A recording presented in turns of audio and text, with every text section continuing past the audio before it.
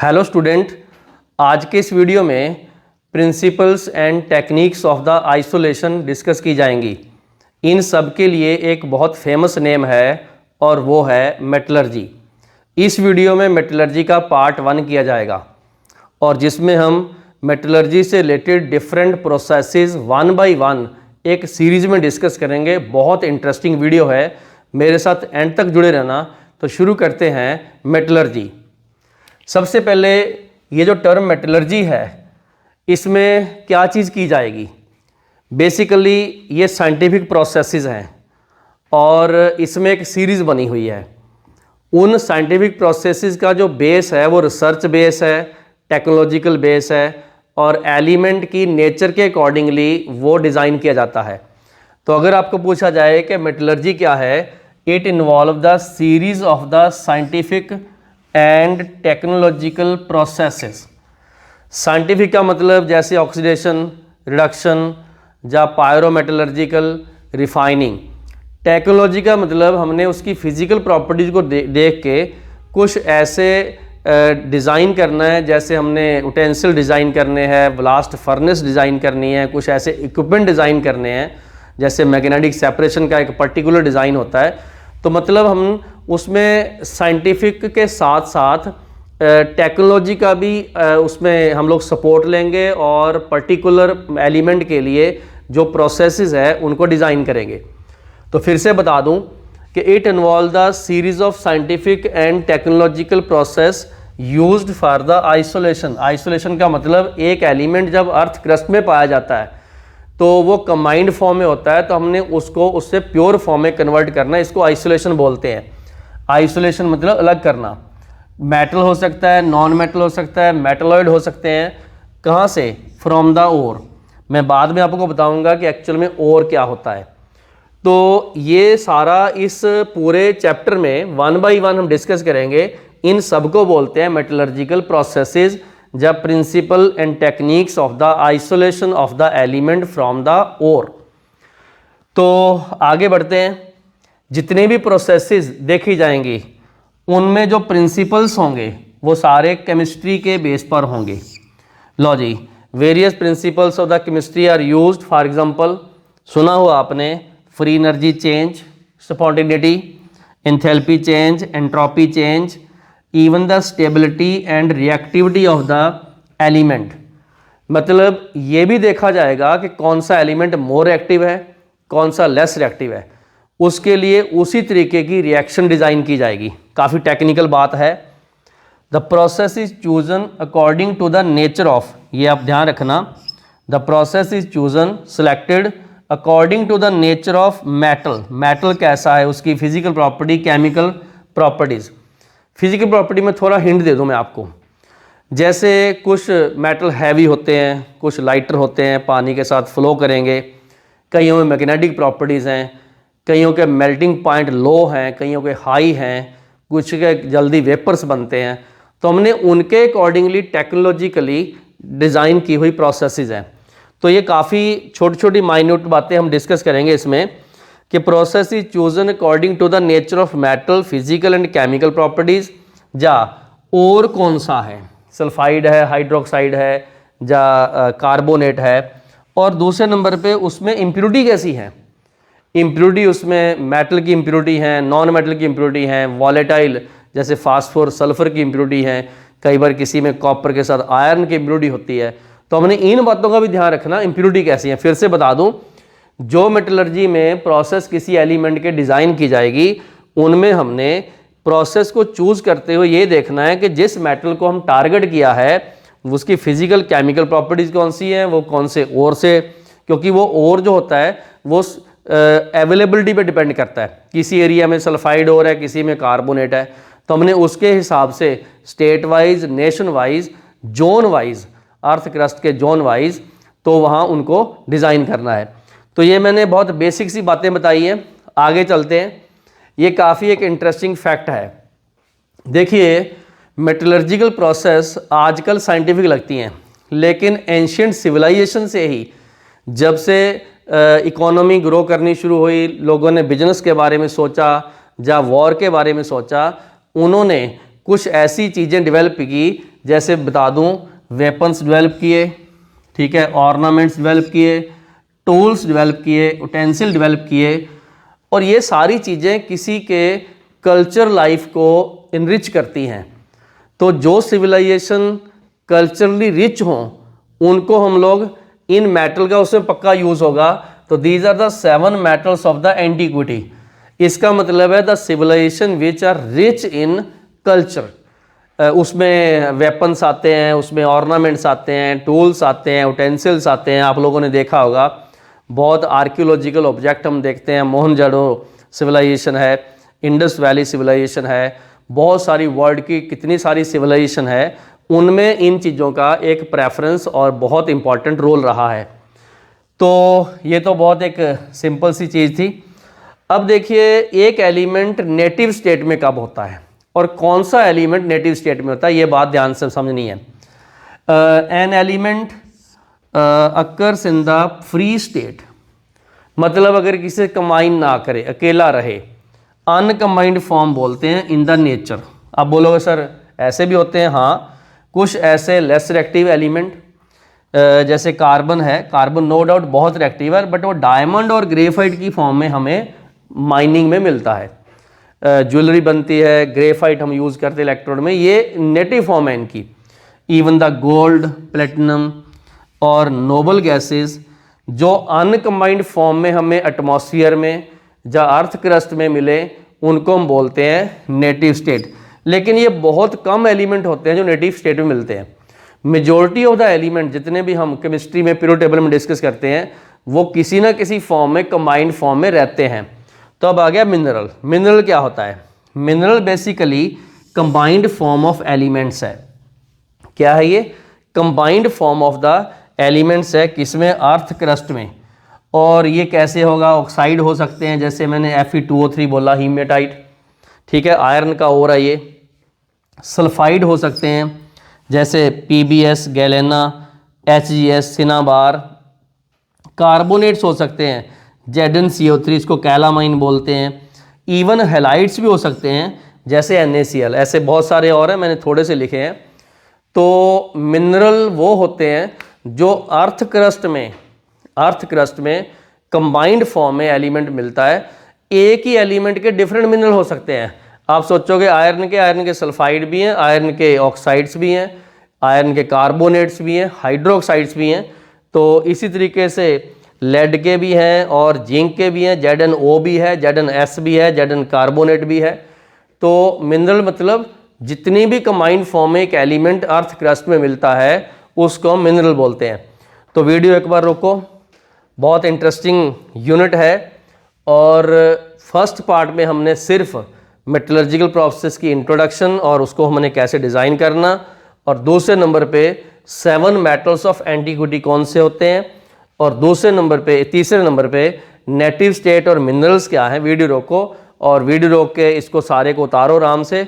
अब हम आगे बढ़ते हैं, और क्या होते हैं, इम्प्योरिटी की कितनी टाइप है, फ्लक्स कैसे यूज़ करते हैं, उनकी कैसे टाइप्स हैं, स्लैग क्या है, और 1 बाय 1 जितने भी मेटलर्जिकल प्रोसेस हैं उनको एक के बाद स्टेप वाइज हम डिस्कस करेंगे। तो आगे बढ़ते हैं, और एंड डिफरेंट टॉपिक्स। तो इस सेक्शन में हम और कुछ एलिमेंट के मिनरल जो हैं वो आपको डिस्कस करवाए जाएंगे। सबसे पहले और क्या है? मैंने इससे पहले बोला कि जो मिनरल हैं वो कंबाइंड फॉर्म ऑफ एलिमेंट हैं, और मिनरल तो कई हो सकते हैं, एक ही एलिमेंट कई सारी कंबाइंड फॉर्म में एग्जिस्ट कर सकता है। तो इधर जैसे आयरन है Fe3O4, ये मैग्नेटाइट है, FeCO3 सिडराइट है, FeS2 आयरन पायराइट है।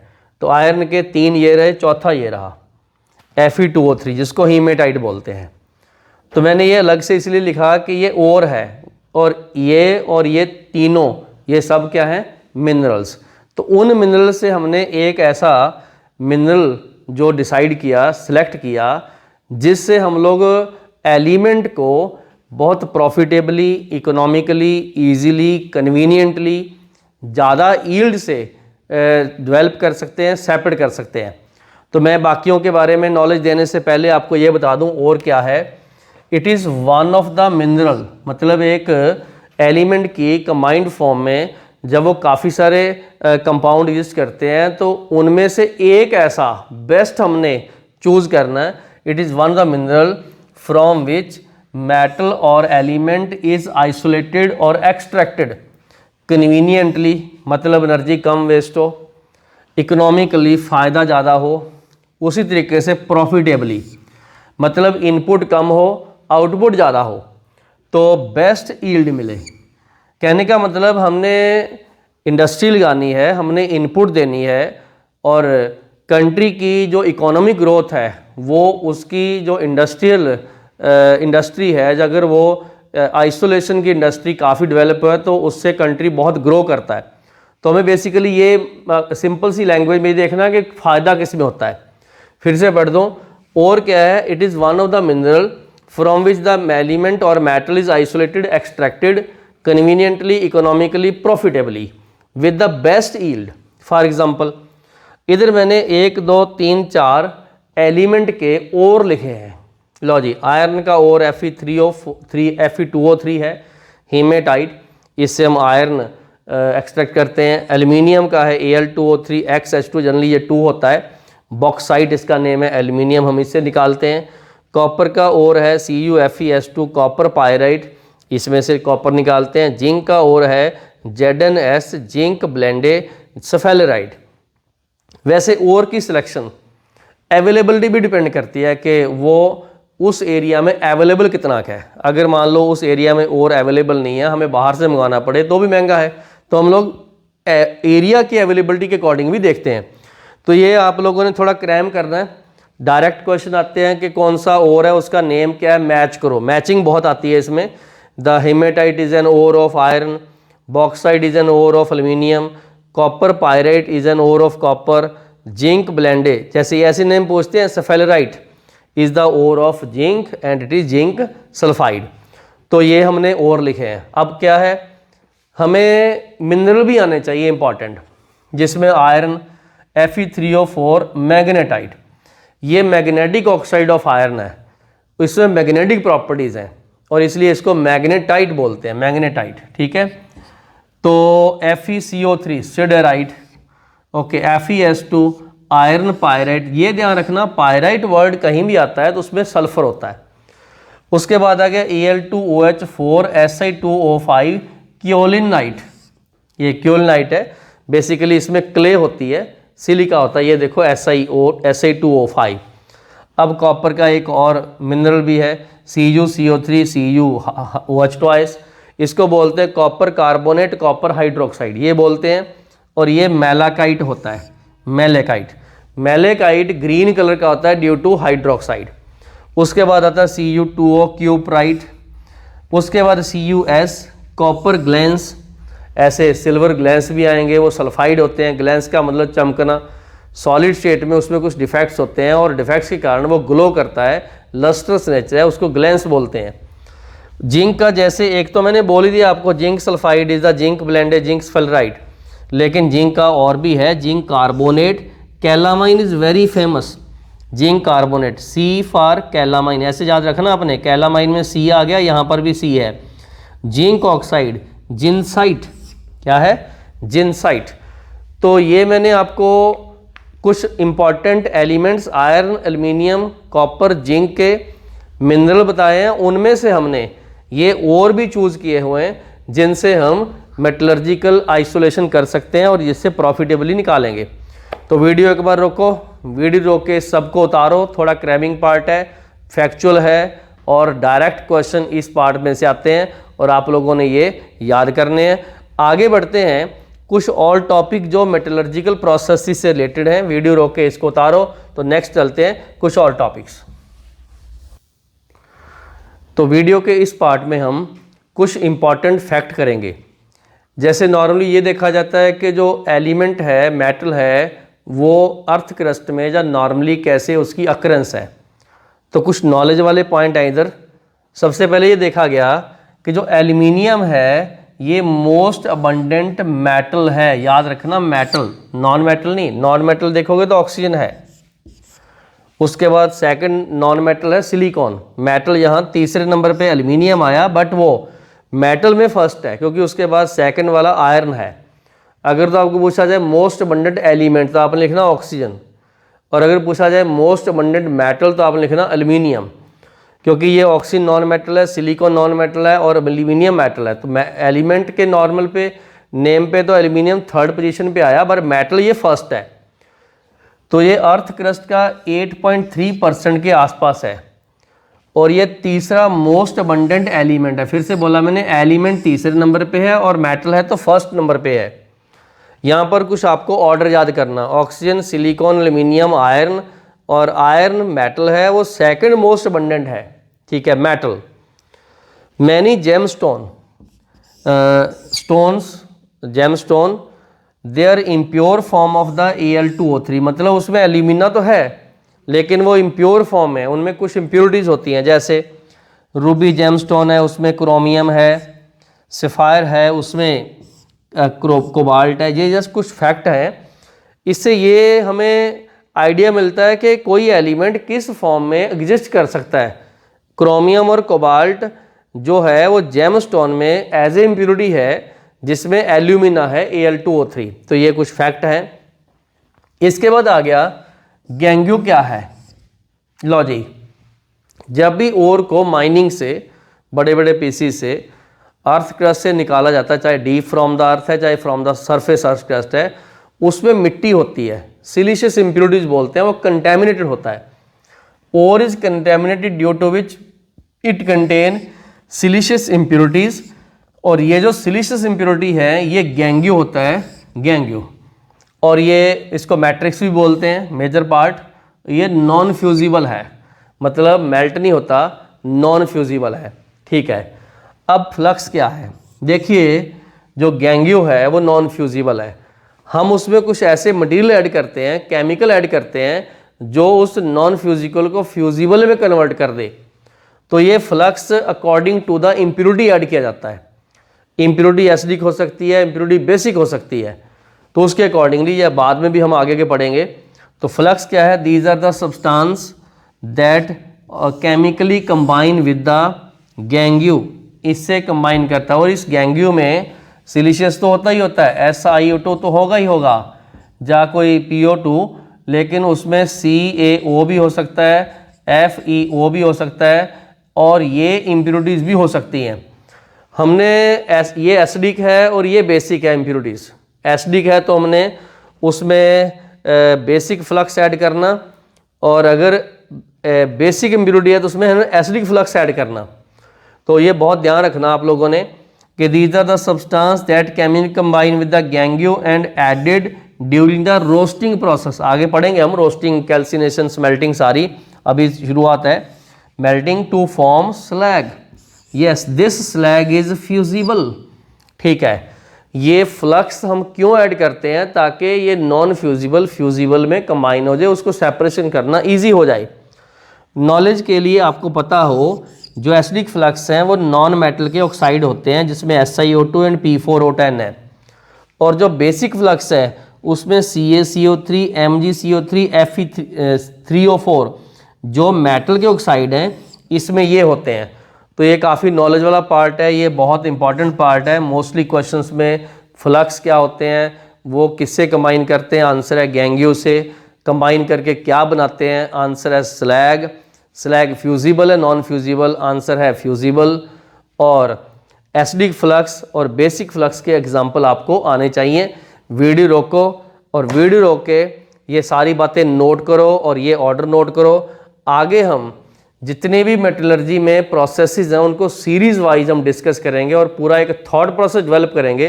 साइंटिफिक बेसिस है उसका और टेक्नोलॉजिकल बेसिस है, मैंने शुरू में भी इस वीडियो के बताया। तो आगे बढ़ते हैं, हम अब मेटलर्जिकल प्रोसेस को 1 बाय 1 डिस्कस करेंगे, एक एक करके। तो इस पार्ट में हम जितने भी सीरीज ऑफ द प्रोसेसेस हैं, टेक्निक्स हैं, जिसको हमने अप्लाई करना है मेटलर्जिकल प्रोसेस में, उसका यहाँ पर एक फ़्लो चार्ट है और ये बहुत इंपॉर्टेंट फ़्लो चार्ट है। इसके बाद जो आने वाले जितने भी टॉपिक हैं उसका ये इंडेक्स है, आप लोगों ने याद रखना। डायरेक्ट इस फ्लो चार्ट में से बहुत सारे क्वेश्चंस आते हैं। तो है क्या, इसमें मैंने ओर से शुरू करके एंड तक प्योर मेटल या एलिमेंट तक पहुंचना है। तो फिर से समझिए, शुरू करना मैंने ओर से और पहुंचना है मैंने प्योर मेटल और एलिमेंट तक। तो है क्या चीज़, इसमें हमने सबसे पहले ओर के बड़े बड़े पीसेज होते हैं, तो उसको हमने पल्वराइज्ड ओर में कन्वर्ट करना। पल्वराइज्ड का मतलब पाउडर्ड फॉर्म, तो उस प्रोसेस को बोलते हैं पल्वराइजेशन। ये होता क्या है, इसमें क्रशिंग करते हैं, यहाँ लिख लो crushing by the ball mills. Ball mills तो स्पेशली डिज़ाइंड बॉल मिल्स होती हैं जिसके बीच में ओर को डाल के क्रश करते हैं, तो उससे और पाउडर्ड फॉर्म मिलता है। पर्पज क्या है इसका, पर्पज ये जितने भी आगे टेक्निक्स हैं वो पाउडर्ड फॉर्म पे ज़्यादा एप्लीकेबल हैं बजाय के बड़े बड़े पीसीस पे। तो उसमें सरफेस एरिया बढ़ता है। मान लो हमने ऑक्सीजन का कॉन्टैक्ट करवाना, कोई और केमिकल ऐड करना, जहाँ हमने फ्लक्स ऐड करना, जहाँ हम लोग इसमें कोई डिस्प्लेसमेंट रिएक्शन करवाते हैं, तो उन सब में पाउडर्ड फॉर्म में जब ओर हो तो बेटर होता है। तो पल्वराइज्ड ओर क्या है, it is the powdered form by grinding the surface area increase for the processes. तो ग्राइंडिंग से करते हैं, इससे सरफेस एरिया बढ़ता है और ईजिली ओर कन्वर्ट होता है प्योर मेटल में। तो यहाँ पर हमें मिला पल्वराइज्ड ओर। इस पल्वराइज्ड ओर में सिलिशियस इम्प्योरिटीज़ हैं, गैंग्यू है, और उनको हमने लेस करना है। उस प्रोसेस को बोलते हैं कंसंट्रेशन।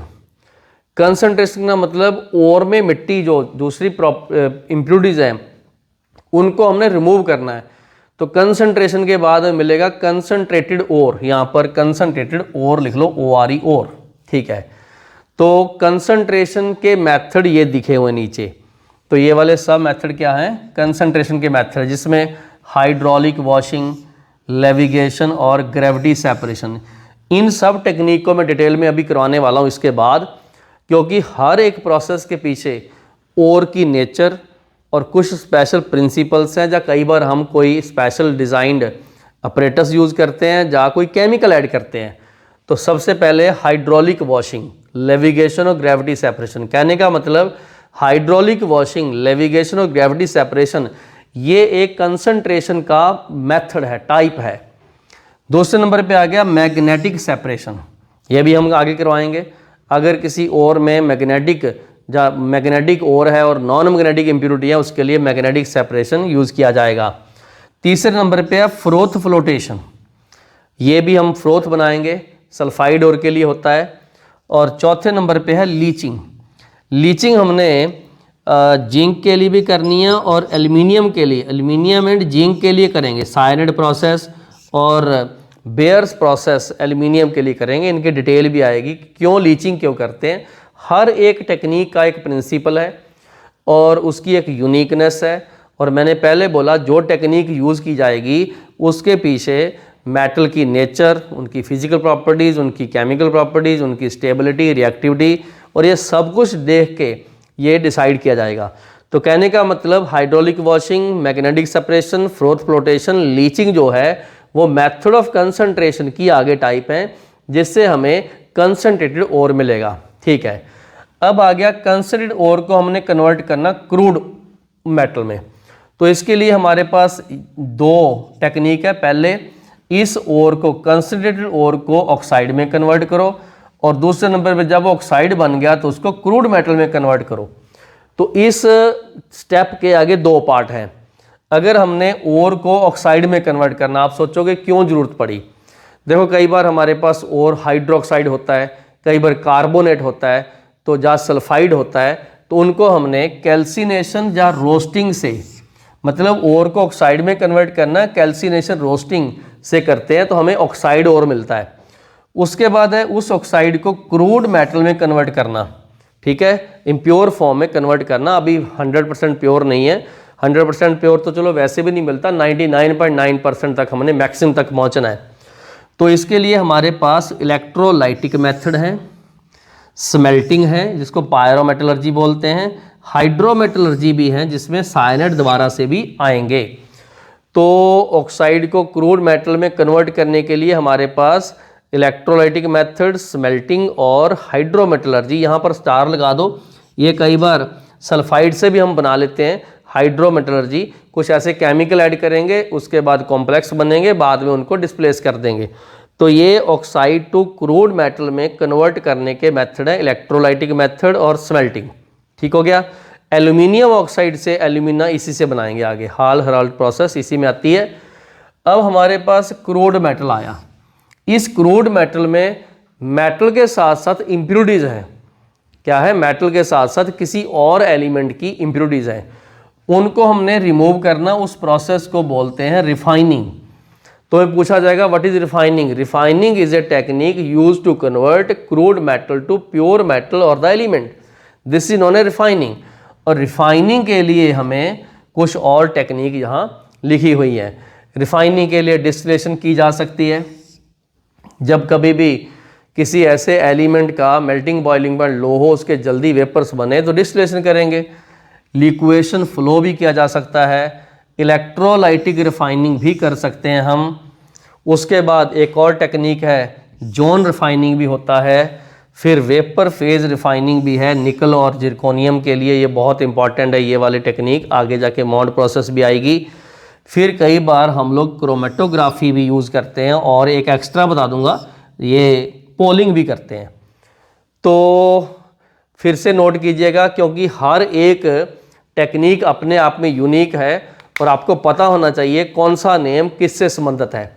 लो जी, पल्वराइजेशन का मतलब पाउडर बनाएंगे क्रशिंग से, और उससे पाउडर और मिलेगा, सरफेस एरिया बढ़ेगा, ग्राइंडिंग करेंगे बॉल मिल से।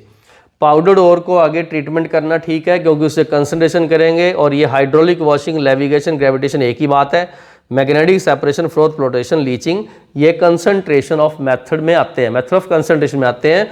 हमें मिलता है कंसंट्रेटेड ओर। कंसंट्रेटेड ओर को हमने क्रूड मेटल में कन्वर्ट करना, तो उसके लिए दो टेक्निक है, जा तो ओर को ऑक्साइड में कन्वर्ट करो, या ऑक्साइड को क्रूड मेटल में कन्वर्ट करो। ये मैंने नीचे नेम लिखे हुए हैं।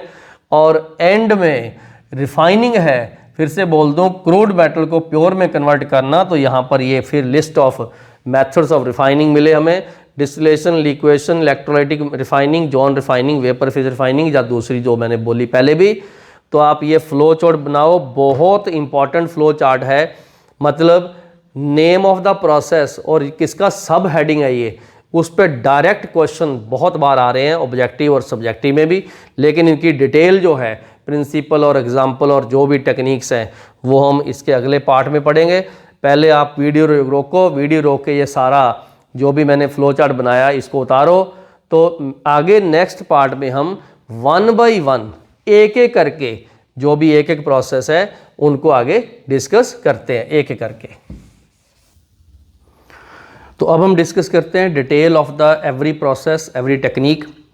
इससे पिछले सेक्शन में आपने देखा कि मैंने जितनी भी डिफरेंट टेक्निक्स है, जितनी प्रोसेसेस है, उनको सीरीज़ में एक फ्लो चार्ट में शो किया था।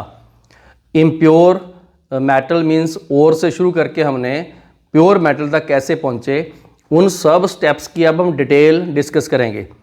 तो उनमें सबसे पहले नंबर पे आता है मेथड्स ऑफ कंसंट्रेशन। सबसे पहले इस मेथड ऑफ कंसंट्रेशन का मतलब क्या है और क्यों करते हैं। इसमें हम करते हैं removal of the unwanted material, जिसमें सैंड, क्ले या जो भी सिलिशियस इम्प्योरिटीज़ हैं उनको रिमूव करते हैं। और इस टेक्निक को बोलते हैं कंसंट्रेशन, ओर ड्रेसिंग, और एक बहुत पॉपुलर वर्ड है बेनिफेक्शन। बेनिफेक्शन, कंसंट्रेशन, ओर ड्रेसिंग के आगे कितने टाइप हैं 1 बाय 1 हम डिस्कस करेंगे। उनमें सबसे पहले आता है hydraulic washing, levigation, gravity separation. एक चीज़ बता दूं, जितने भी हम मेथड्स अप्लाई करेंगे उन सब मेथड्स में difference of the physical properties होगा। इसमें ओर की प्रॉपर्टीज़ अलग होगी और गैंग्यू की अलग होगी, इम्प्योरिटी की प्रॉपर्टी अलग होगी। तो सबसे पहले जो हाइड्रोलिक वॉशिंग है, जैसे का इसका मतलब है कि पानी के बुशायर से वॉश करना। लेविगेशन, किसी चीज़ को पानी के ऊपर फ्लोट करवाना। उसके बाद ग्रेविटी सेपरेशन, मतलब एक चीज़ भारी हो एक चीज़ हल्की हो उसके बेस पे सेपरेट करना। तो इन तीनों टर्म के पीछे एक चीज़ छिपी हुई है, वो ये है, प्रिंसिपल है इसका, ore and the gangue have the different specific gravity. मतलब हैवीनेस जो भारीपन है, एक हल्का है एक भारी है। तो उससे क्या करेंगे, हम वाटर के शार से उसको वॉश करेंगे। तो हैवी जो है, जैसे जनरली और हैवी होता है, गैंग्यू लाइटर होती हैं, तो जो लाइटर होती हैं वो तो वॉश अवे हो जाएगी पानी के स्ट्रीम से और रनिंग वाटर में, और जो और हैं वो जो हैवी हैं वो नीचे बैठ जाएगा, सेटल हो जाएगा, वहाँ से हम उसको सेपरेट कर लेंगे। तो इस टेक्निक में जो चीज़ें, जो एग्जांपल हैं वो, एक तो इसमें एग्जांपल आता है ओर ऑफ द आयरन, ये हैवी होते हैं, टिन स्टोन ये हैवी होता है, इवन क्रोमियम वगैरह भी हैवी होते हैं, गोल्ड सिल्वर के जो ओर हैं या इटसेल्फ इम्प्योर फॉर्म में ये हैवी होते हैं, वो पानी की शार से आगे नहीं जाते हैं, वो नीचे सेटल हो जाते हैं, इम्प्योरिटीज़ को वॉश कर देते हैं, क्योंकि वो क्या होती हैं, लाइटर। तो ये बहुत सिंपल सी टेक्निक है। इतना ध्यान रखना, इसमें जो आपको ओर मिलेगा वो हाइड्रेटेड फॉर्म में मिलेगा, क्योंकि हमने इसको पानी से वॉश किया है। इसका आगे मैं रेफरेंस भी दूंगा। दूसरी टेक्निक है मैग्नेटिक सेपरेशन, मतलब इसमें मैग्नेट का रोल है। जब भी कभी हमने ये वाला मेथड अप्लाई करना, तो सबसे पहले ये चेक करेंगे कि जो ओर और इम्प्योरिटी दोनों मैग्नेटिक ना हो, दोनों नॉन मैग्नेटिक ना हो। तो हो क्या, एक मैग्नेटिक एक नॉन मैग्नेटिक, ये पहले हमें कंफर्म करना पड़ेगा, चेक करना पड़ेगा। इधर और इम्प्योरिटी इज मैग्नेटिक, जैसे ये आयरन का मैग्नेटिक ऑक्साइड, आयरन का क्रोमाइट और MnO2 मैग्नेटाइट, ये मैग्नेटिक हैं, ये सब मैग्नेटिक हैं। और अगर ये मैग्नेटिक है तो इम्प्योरिटी कौन सी होनी चाहिए, नॉन मैग्नेटिक। लेकिन इसमें एक एग्जांपल है टिन स्टोन का, ये नॉन मैग्नेटिक होता है। अगर ये नॉन मैग्नेटिक है, अगर इसमें इम्प्योरिटी मैग्नेटिक है तो भी सेपरेट कर पाओगे। तो इस डायग्राम में सब कुछ मैंने लेबल कर दिया। हमारे पास दो रोलर हैं, उसके ऊपर कन्वेयर बेल्ट चल रही है, देखो इधर से ऐसे चलती जा रही है। इन दोनों में एक जो पुली है वो मैग्नेटिक है, मतलब मैग्नेटिक रोलर है, इसके मैग्नेटिक प्रॉपर्टी है, इसको इलेक्ट्रोमैग्नेटिक रोलर बोलते हैं। जब भी हम पाउडर्ड ओर जिसमें इम्प्योरिटी है उसको ऊपर से बेल्ट के ऊपर पोर करते हैं, डालते हैं, तो ये आगे पाउडर्ड फॉर्म में ऐसे मूव करता है। तो जो नॉन मैग्नेटिक है वो तो यहीं दूर ही गिर जाएगा, लेकिन जो मैग्नेटिक है वो बेल्ट के साथ साथ चलेगा और बेल्ट के नीचे या बेल्ट के पास में गिरेगा। तो यहाँ देखो हमें सेपरेट हीप मिल रहे हैं, अलग अलग कंटेनर भी हमने बनाए हुए हैं। तो इसमें पहला नॉन मैग्नेटिक है क्योंकि वो सीधा डायरेक्ट गिर गया, और दूसरे वाला मैग्नेटिक है क्योंकि थोड़ा सा चिपका रहा और आगे जाके गिरा। तो ये हमारे पास second magnetic, first non magnetic है और अट्रैक्ट हुआ बाय रोलर, और ये बेल्ट चलती जा रही है। इस तरीके से हम पाउडर फॉर्म से ऊपर से गिराते जा रहे हैं और इसको सेपरेट करते जा रहे हैं। तो हर चीज़ अपने प्रिंसिपल, जैसे इसका रिवाइज करवा दूँ, दोनों मैग्नेटिक नहीं होनी चाहिए, दोनों नॉन नहीं होनी चाहिए, एक मैग्नेटिक एक नॉन मैग्नेटिक होना चाहिए। तो ये इलेक्ट्रोमैग्नेटिक सेपरेशन भी बोलते हैं, और ये टेक्निक है मैग्नेटिक सेपरेशन की। आप लोग एक बार वीडियो रोको, वीडियो रोक के ये दोनों टेक्निक फर्स्ट एंड सेकंड इसको उतारो।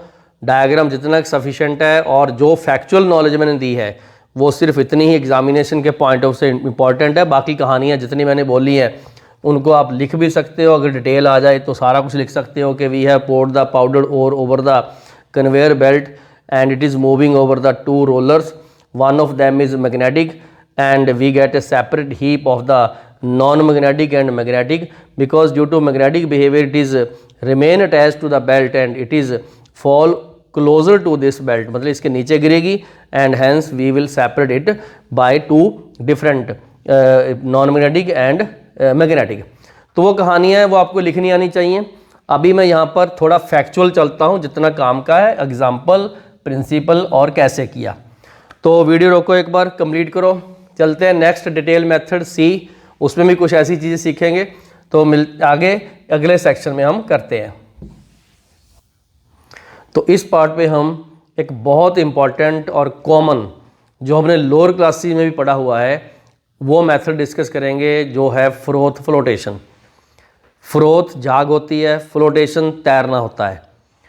तो इसमें क्या करते हैं, ये स्पेशली जो मेथड है ये सिर्फ सल्फाइड ओर के लिए है।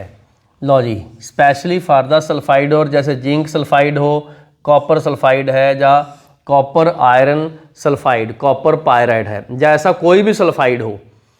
तो होता क्या है, इसमें हमारे पास एक ये वेसल है, कंटेनर है, इसमें पानी डाल के पाउडर्ड ओर डाल देते हैं। यहाँ पर क्या डालते हैं? पाउडर्ड ओर। इस पाउडर्ड ओर में सल्फाइड ओर है ग्राइंडेड फॉर्म में, बीच में इम्प्योरिटीज हैं, और पानी में इसको मिक्स कर देते हैं। बीच इसमें डालते हैं ओर और जैसे ऑयल डालते हैं साथ में। उसके बाद एक हमने पुली के साथ अटैच करके पैडल लगाया होता है, वो रोटेट करता है। साथ साथ हम एयर की बबलिंग भी कराते हैं इसमें से काफ़ी हाई प्रेशर पे। इन दोनों को मिला के बोलते हैं, हमने इसको हिलाया, मिक्स किया, स्टर किया, एजिटेशन बोलते हैं इसको। तो मिक्सचर में क्या चीज़ हमने ऐड की? और ऑयल, वाटर, 3 चीज़ें ऐड कर दी। ठीक है, जब भी इसको एजिटेट करेंगे, वायलेंटली एजिटेट करेंगे, तो इधर फ्रोथ बनेगी। ये जो फ्रोथ बनेगी, एक्चुअली में हमें पूछा जाता है कि इसमें फ्रोथ क्यों बनती है, ऑयल क्यों डालते हैं। ध्यान से सुनिएगा, इस मेथड का जो प्रिंसिपल है वो डिफरेंशियल वेटिंग प्रॉपर्टी है। क्या है? डिफरेंशियल वेटिंग प्रॉपर्टी है। वेटिंग प्रॉपर्टी, गीला होने की टेंडेंसी। ओर की ओर होता है ऑयल से, और जो गैंग है वो होती है वाटर से। तो यहाँ पर डिफरेंशिएशन होता है। इस प्रोसेस के पीछे एडजॉर्शन चलता है। क्या चलता है? एडजॉर्शन। तो इसमें जो पीछे इसके टेक्निक चलती है वो चलती है adsorption, selective adsorption, differential adsorption technique. ये ध्यान रखना आपने। तो मैं थोड़ा पहले प्रिंसिपल बता दूं। Sulphide are preferentially wetted by oil but gangue particle by the water. इसका मतलब जो इम्प्योरिटी है वो पानी से गीला होती है, उससे वेटेड होती है, और जो सल्फाइड हो रहा है it has the more tendency to absorb the oil on its surface. Oil की डेंसिटी कम होती है, इसलिए फ्लोट करेगा, झाग बनाएगा, फ्रोथ बनाएगा। लो जी, इधर हम लोग इसमें कुछ और भी कंपाउंड ऐड करते हैं। जैसे मैंने इधर ऑयल लिखा, साथ में कलेक्टर भी ऐड करते हैं, ये लोग कलेक्टर। फिर फ्रोथ स्टेबलाइजर भी ऐड करते हैं, फिर डिप्रेसेंट भी ऐड करते हैं। इन सब का कोई रोल है। सबसे पहले कलेक्टर क्या करता है? It is added to increase the non wettability of the ore. जैसे पाइन ऑयल ऐड किया, जेंथेट ऐड किया, फैटी एसिड ऐड किए, ये हाइड्रोफोबिक होते हैं। ये क्या करते हैं? ये जैसे ही अपने पाउडर फॉर्म में मेटल सल्फाइड ऐड किए तो उसके सरफेस पे एड्जॉर्ब होके पानी को दूर भगा देते हैं। मतलब पानी से कोई चीज़ गीली नहीं होगी, ऑयल से हो जाएगी, ऑयल एड्जॉर्ब हो जाएगा। तो इसको हम कलेक्टर बोलते हैं। मतलब बेसिकली जो ऑयल हम डाला वो कलेक्टर है, इकट्ठा करके रखना। आगे आगे फ्रोथ स्टेबलाइजर। ऐसा होता है कि फ्रोथ बने फिर वो ख़त्म ना हो, फ्लोट करे, तो उसमें हम कुछ ऐसे केमिकल ऐड करेंगे जो फ्रोथ को लॉन्ग टाइम तक रखते हैं। उनको बोलते हैं froth stabiliser. They stabilise the froth. For example cresol, aniline, ये फ्रोथ स्टेबलाइजर हैं। बाकी मैंने पहले बोला था कि rotating paddle and the air is used for agitation the mixture of ore, oil and water. हिलाते हैं इसको। तो अब डिप्रेसेंट कब ऐड करते हैं? देखो ध्यान से समझना, हर बार नहीं ऐड करते। जब कभी भी हमारे पास 2 मेटल के ऑक्साइड हो, सल्फाइड हो, ऑक्साइड नहीं सल्फाइड हो, जैसे मैंने बोला एक जिंक सल्फाइड हो, एक लेड सल्फाइड हो, तो देखो इसमें तो फिर दोनों की झाग बनेगी, दोनों फ्रोथ बनाएंगे, फिर तो और प्रॉब्लम होगी। हम चाहते हैं इन दोनों में से एक की फ्रोथ बने ही ना, या कम बने, दूसरे की ज़्यादा बने। लो जी, उसके लिए हम एक डिप्रेसेंट ऐड करते हैं। उसका एग्जांपल है NaCN। NaCN is depressant. कब ऐड करना है? जब कभी भी 2 सल्फाइड हो, जिंक और लेड हो, उसमें एक की फ्रोथ बनेगी, एक की नहीं बनेगी। हाँ जी, फिर से सुनिएगा, जब NaCN ऐड करते इसकी फ्रोथ नहीं बनेगी, कम बनेगी, लेकिन PbS की ज़्यादा बनेगी। मतलब सरफेस पे PbS आ जाएगा। लो जी, ये डिप्रेसेंट का रोल है। तो इफ़ ओर कंटेन 2 सल्फाइड, ये जैसे, then it is separated by depressant, we add depressant NaCN। The formation of the froth of zinc sulphide is prevented. Depressed, कम करना, रोक देना उसको, सुप्रेस करना, but the froth of PbS is formed. इसको promote करते हैं। क्यों ऐसा होता है कि जो जिंक सल्फाइड है वो NaCN के साथ सॉल्यूबल कॉम्प्लेक्स बना देता है, जो जिसकी पानी में वेटेबिलिटी ज़्यादा है। Na2S बन गया। तो ये कॉम्प्लेक्स है, इसीलिए तो हम NaCN ऐड करते हैं और PBS ऐसा कुछ नहीं बनाता। तो ये काफ़ी इंपॉर्टेंट हमने मेथड किया है फ्रोथ फ्लोटेशन का, बहुत इंपॉर्टेंट, बहुत इंटरेस्टिंग है। कुछ फैक्चुअल चीज़ें हैं, कलेक्टर के एग्जांपल बताओ, फ्रोथ स्टेबलाइज़र क्यों ऐड करते हैं और क्या है वो, फिर उसके बाद स्पेशली इसका बेस क्या है, प्रिंसिपल क्या है, डिप्रेसेंट कब ऐड करना, क्यों ऐड करना, और उसका एग्जांपल, और उसमें कॉम्प्लेक्स कौन सा बनता है। बाकी सारी चीज़ें मैंने बोर्ड में यहाँ पर डायग्राम में सारी चीज़ ड्रॉ कर दी। आप लोग वीडियो रोक के इसको पूरा कंप्लीट कीजिएगा। बहुत इंपॉर्टेंट मेथड हमने डिस्कस किया अभी। तो अब करते हैं इसका नेक्स्ट मेथड ऑफ कंसंट्रेशन, और वो है लीचिंग।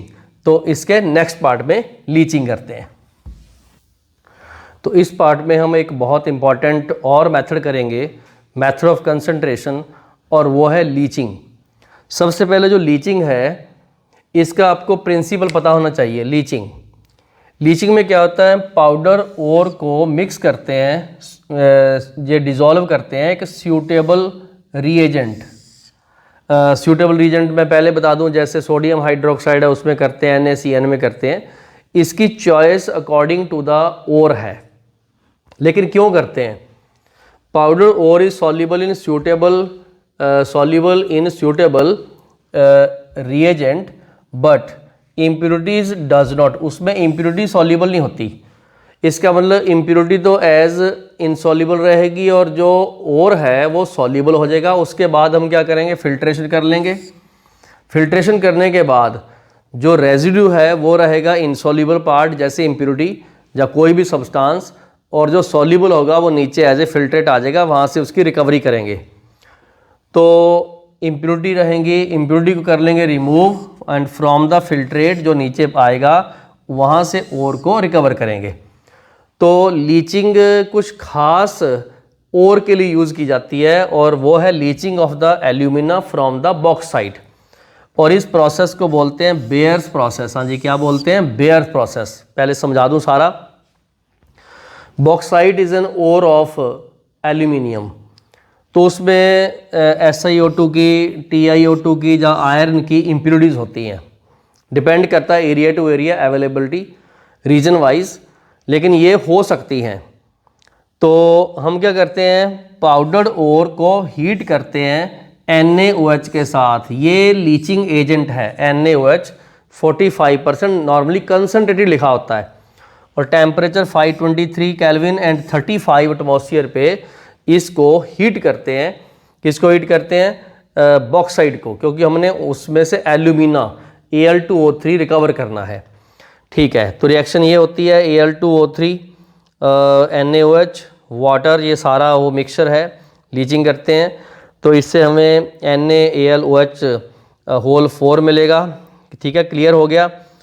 तो ये जो सोडियम एल्यूमिनेट है, कई बार इसको सोडियम मेटाएल्यूमिनेट भी लिखा होता है, दिस इज सोडियम एल्यूमिनेट। एक ध्यान रखना, यहाँ पर एल्यूमिनियम की ऑक्सीजन स्टेट बिल्कुल नहीं चेंज हुई, और ये भी ऐसी रही, क्योंकि ये एक टाइप की हाइड्रोलाइटिक प्रोसेस है। तो सोडियम एल्यूमिनेट बन गया, बिल्कुल सही हो गया। अब देखिए, सोडियम एल्यूमिनेट सॉल्युबल है, लिख लो ये सॉल्युबल है, और बाकी जो इम्प्योरिटीज़ हैं, जैसे impurities of the FeO and TiO2, ये नहीं सॉल्युबल है उसमें। सिलिका फिर भी सॉल्युबल है और वो सिलिकेट बनाता है, लेकिन TiO2 and FeO they are insoluble in NaOH। NaOH के साथ कोई रिएक्शन नहीं करता, इनसॉल्युबल है। ठीक है, तो थोड़ा सा सिलिका इसमें जब कभी भी होता है तो it is also dissolve to form sodium silicate, but ये दोनों तो रहते हैं इनसॉल्युबल, और इसको हम रिमूव कर लेते हैं फिल्ट्रेशन से। ठीक है, अब देखिए हमारे पास ये वाला आ गया सोडियम एल्यूमिनेट, ये आ चुका है। यहाँ से हम Al2O3 प्योर फॉर्म में कैसे करेंगे, इसको बोलते हैं रिकवरी ऑफ द एल्यूमिना। इसके लिए हम CO2 गैस यूज़ करते हैं, क्योंकि ये बेसिक है, वो एसिडिक है। तो एसिडिक गैस जैसे CO2 है, वो वहाँ से उसको न्यूट्रलाइज कर देगी और प्रेसिपिटेट सेपरेट कर देगी किसके, Al2O3 XH2 के, जिसको बोलते हैं हाइड्रेटेड एल्यूमिना। ये बॉक्साइट नहीं है, ये हाइड्रेटेड एल्यूमिना है।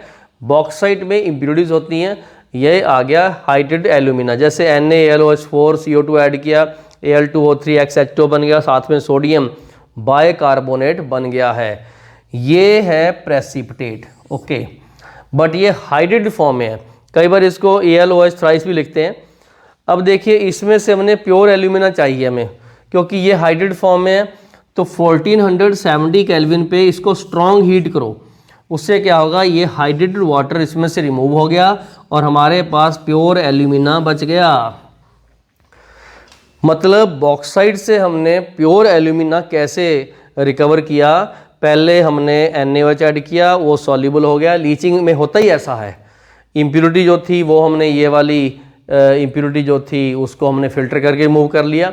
बाकी SiO2 के अलग मेथड है, लेकिन जब एल्यूमिना रिकवर करना है इसमें से तो हमने CO2 पास की और उससे एल्यूमिनियम हाइड्रोक्साइड, जो एल्यूमिनियम ऑक्साइड का हाइड्रेट बन गया, हाइड्रेट एल्यूमिनियम ऑक्साइड, और उसमें से हमने हीट करके और एनहाइड्रस बना के प्योर एल्यूमिना मिला, जिसको हम आगे डिफरेंट मेथड से आगे एल्यूमिनियम क्रूड फॉर्म में कन्वर्ट करेंगे। तो आप लोग एक बार वीडियो रोको, लीचिंग प्रोसेस काफ़ी इम्पॉर्टेंट है। तो लीचिंग के और एग्जाम्पल भी हैं, जैसे लीचिंग का एग्जाम्पल एल्यूमिना है, लीचिंग के एग्जाम्पल सिल्वर और गोल्ड में भी अप्लाई होते हैं सोडियम साइनाइड से, वो हम इसके नेक्स्ट पार्ट में करते हैं। तो एक बार वीडियो रोको, इस पार्ट को कंप्लीट कीजिएगा। लीचिंग का हम एक और एग्जाम्पल भी करते हैं, साइनाइड प्रोसेस को बोलते हैं, तो उसमें भी लीचिंग की जाती है। तो करते हैं इसके नेक्स्ट पार्ट में leaching of the silver and gold. तो इस पार्ट में हम एक और एग्जाम्पल करेंगे लीचिंग का। लीचिंग सिर्फ एल्यूमिना के लिए नहीं होती, लीचिंग सिल्वर और गोल्ड के लिए भी हो सकती है। तो इसमें क्या करते हैं, जैसे मान लो सिल्वर या गोल्ड में कुछ ऐसी इम्प्योरिटीज़ हों जैसे Fe हो, तो उसको हम लीचिंग से सेपरेट कर सकते हैं। या कोई और ऐसी इम्प्योरिटी जो किसी एक पर्टिकुलर सूटेबल रिएजेंट में इनसॉल्युबल हो, तो leaching is done by these two chemicals, either NaCN और KCN। तो इसमें क्या होता है, मान लो सिल्वर और गोल्ड को हमने M से रिप्रेजेंट किया, तो डिज़ोल्व करते हैं इन एयर और O2 में, तो NaCN ऐड करके उसमें डिज़ोल्व कर देते हैं और ये Ag और Au डिज़ोल्व होके साइनाइड बना देता है। वैसे इसकी जो प्रोसेस, इसको हम साइनाइड प्रोसेस ही बोलते हैं, it is also known as cyanide process. ये जो M है ये इनमें से कोई हो सकता है, सिल्वर और गोल्ड। तो जैसे NaCN ऐड किया मैंने वाटर की प्रेजेंस में, O2 की प्रेजेंस में, तो सारा ये मिक्सचर है। तो यहाँ पर MCN होल ट्वाइस माइनस बन गया। कई बार क्या होता है, जैसे ये वाला Na हम ऐसे Na लगा भी देते हैं ऐसे, ठीक है। तो ये बन गया सोडियम सिल्वर साइनाइड या अर्जेंटो साइनाइड या गोल्ड साइनाइड बन सकता है, ठीक है। तो ये बन गया, ये डिज़ोल्व हो गया। बाकी जो दूसरी इम्प्योरिटीज़ हैं वो उसको हम फिल्टर कर लेंगे, सेपरेट कर लेंगे। अभी मीडियम यहाँ पर बेसिक है क्योंकि OH है, ठीक हो गया। उसके बाद हमने क्या करना है, देखो ये तो साइनाइड बना, हमने इस साइनाइड में से M को रिकवरी भी करनी है। लो जी, recovery of the M silver या gold by more reactive metal, ये बहुत इंपॉर्टेंट पॉइंट है, मोर रिएक्टिव मेटल जिंक, क्योंकि जिंक जहाँ Ag और Au को डिस्प्लेस कर देगा इसमें से। जैसे सिल्वर है तो यहाँ पर ये +1 है, गोल्ड होगा तो यहाँ पर +3 होगा, उसके अकॉर्डिंगली इधर ये 4 भी आएगा। तो जिंक डाला हमने, जिंक ने क्या किया, जिंक ने इसको कर दिया डिस्प्लेस, ये देखो ये चला गया M, और ख़ुद जिंक ने साइनाइड बना दिया और वो डिज़ोल्व हो गया। बट वहाँ पर आपको मेटल जो सिल्वर और गोल्ड है वो मिल गया आपको। तो इस तरीके से हमने साइनाइड प्रोसेस से जो ओर ऑफ सिल्वर और गोल्ड है उनमें से हमने ये मेटल सेपरेट भी कर लिया और प्यूरीफाई भी कर लिया, ठीक है। तो ये लीचिंग सिल्वर और गोल्ड की है। बस इतना याद रखना, सोडियम साइनाइड ऐड करते हैं तो साइनाइड बनता है कॉम्प्लेक्स, बाद में उसमें से हमने रिकवरी करते हैं जिंक ऐड करके। लो जी, ये था leaching part.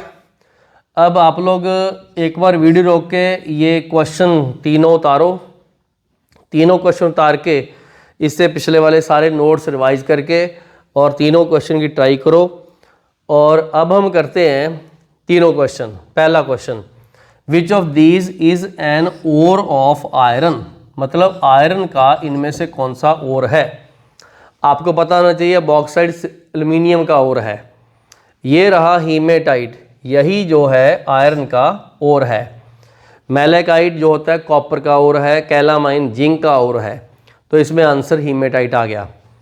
Which of these is a carbonate, हाँ जी कार्बोनेट। लो जी ये फॉर्मूले पता होने चाहिए। सिडेराइट इज FeCO3, ये रहा कार्बोनेट। कैलामाइन इज ZnCO3, ये रहा कार्बोनेट। क्यूपराइट इज Cu2O, ये नहीं है कार्बोनेट, इसका मतलब A और B दोनों हुए कार्बोनेट, तो ऑप्शन मनी डी। तीसरा क्वेश्चन है विच of these is a depressant in the froth flotation process. तो हमने फ्रोथ फ्लोटेशन प्रोसेस में डिप्रेसेंट क्यों ऐड किया था? जब भी हमारे पास दो सल्फाइड हों और हम चाहते हैं एक की फ्रोथ बने एक की ना बने, मतलब one of them should be depressed, suppress करना, फ्रोथ ना बने, तो उसके लिए एक रिएजेंट ऐड करते हैं डिप्रेसेंट, और डिप्रेसेंट रहता है NaCN, ये रहा, ये डिप्रेसेंट है। जैसे जिंक सल्फाइड और जो लेड सल्फाइड है उसमें से हम जिंक सल्फाइड की फ्रोथ को रोक देते हैं और जो लेड सल्फाइड है उसकी फ्रोथ को अपग्रेड करते हैं। तो ये तीसरे इस क्वेश्चन का आंसर डी है, और दूसरे का भी डी है क्योंकि ए और बी दोनों हैं, और पहले का आंसर बी है। तो आप लोग एक बार वीडियो रोक के ये आंसर चेक करो और ये सारा नोट करो, उतारो, इसको पूरा कंप्लीट करो। तो आज हमने इस वीडियो के जो यूनिट चला हमारा मेटलर्जी, उसका पार्ट 1 में कंसंट्रेशन मेथड तक हमने फिनिश किया है। तो एक बार वीडियो रोको, कंप्लीट करो। मिलते हैं नेक्स्ट वीडियो में। उस वीडियो में मेटलर्जी का पार्ट 2 होगा, जिसमें हम फ्लो चार्ट के अकॉर्डिंग जितनी भी पेंडिंग प्रोसेसेस हैं उनको कंप्लीट करेंगे। मेरे साथ जुड़े रहिए दूसरे वीडियो में भी। तो till then thank you, have a nice day, take care.